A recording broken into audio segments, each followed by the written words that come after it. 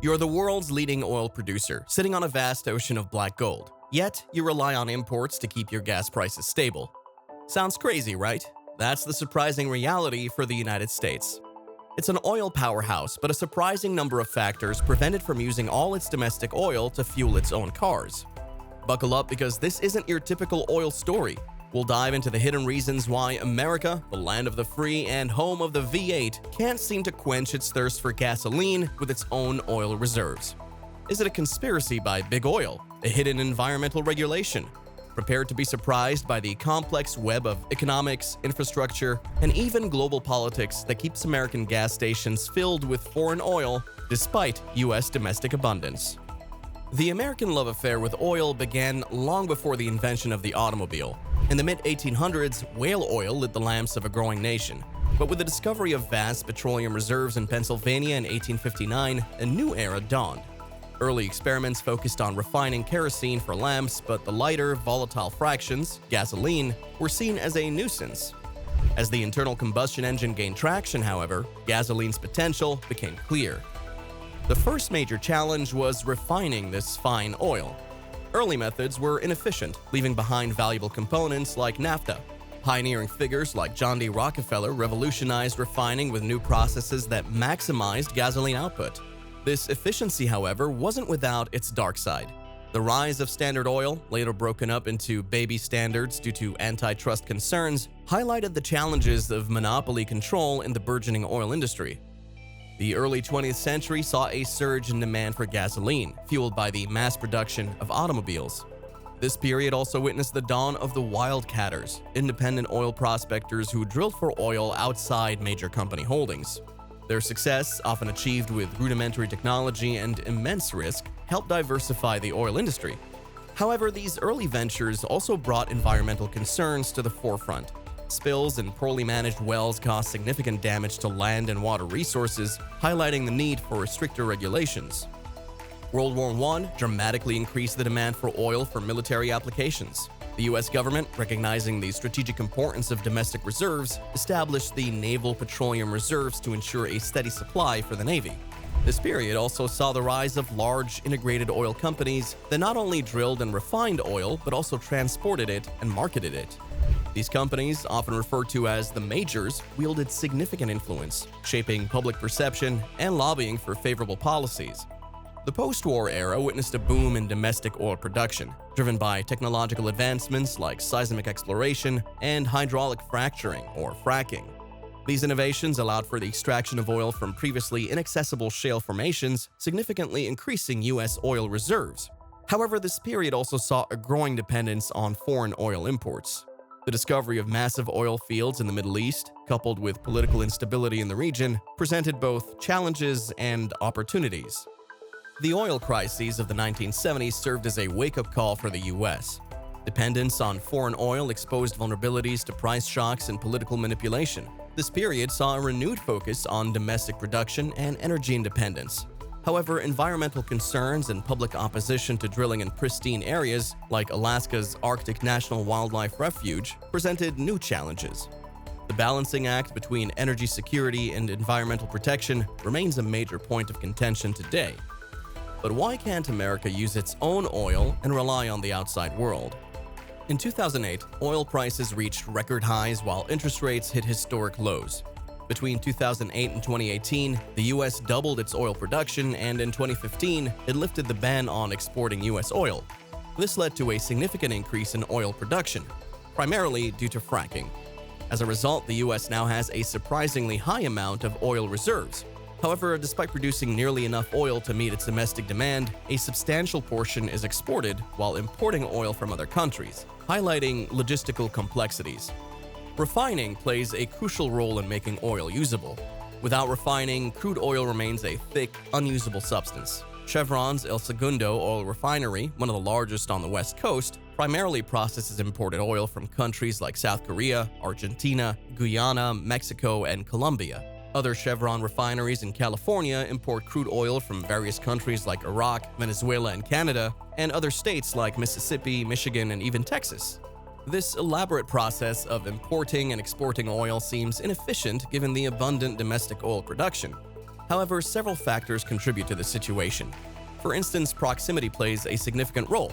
Oil produced and refined locally, such as in Texas, incurs fewer transportation costs, resulting in lower gas prices in those areas. One major issue is that not all oil reserves are located near refineries, and refineries are not always situated close to areas with high demand. Taking Los Angeles as an example, in 2021, California consumed 65 million barrels of oil. Despite being one of the largest oil producers in the country, only a portion of the oil is sourced locally. For instance, there are oil fields within a few miles of some refineries in LA, including hidden wells near residential areas. However, California still needs to import 4/5 of the oil it uses, prompting the question of why not simply import more from Texas.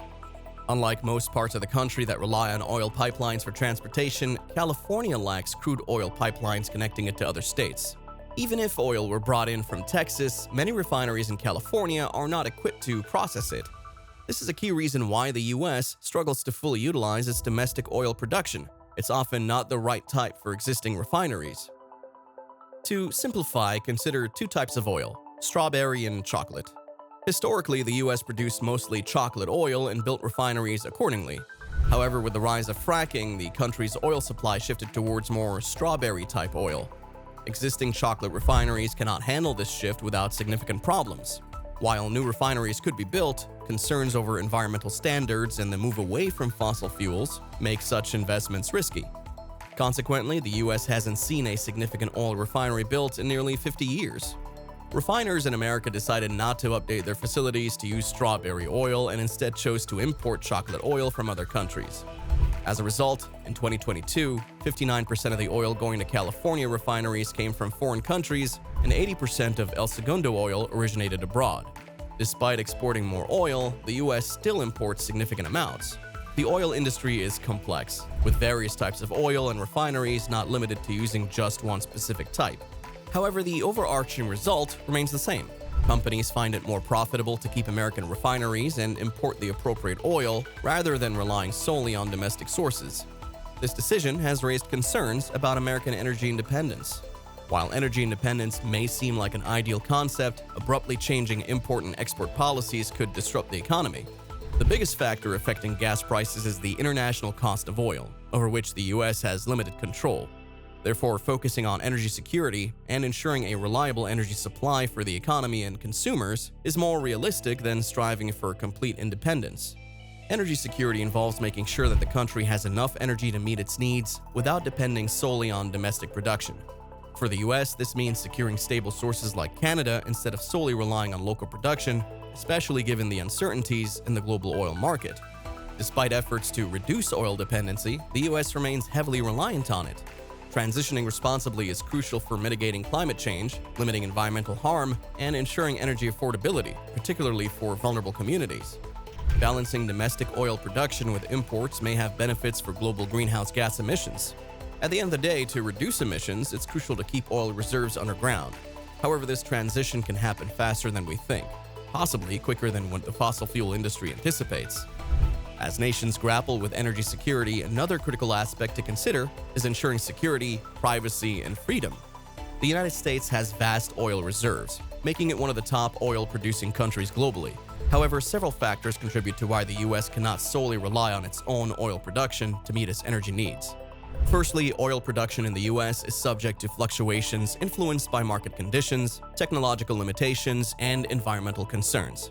The shale revolution has boosted domestic oil production, but this method is capital-intensive and requires ongoing investment in drilling infrastructure. Additionally, shale oil extraction can be environmentally damaging, leading to concerns about water contamination, air pollution, and habitat disruption. Secondly, the US oil industry is integrated into the global market, where prices are determined by a complex interplay of geopolitical events, supply and demand dynamics, and currency fluctuations. This means that even with significant domestic production, the US cannot entirely insulate itself from global oil price volatility.